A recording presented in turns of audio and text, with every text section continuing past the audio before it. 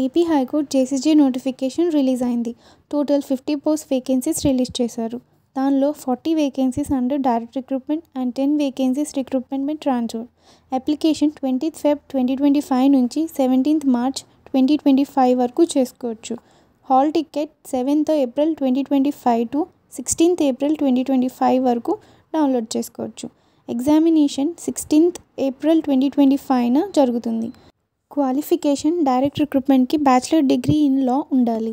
Age limit not more than 35 years. 5 years age relaxation ఉంటుంది for SC, ST and economically weaker section. Prelims వచ్చేసి 100 మార్క్స్కి జరుగుతుంది for 2 hours.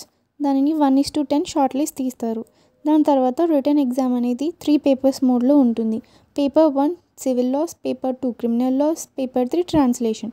Each paper 3 hours జరుగుతుంది.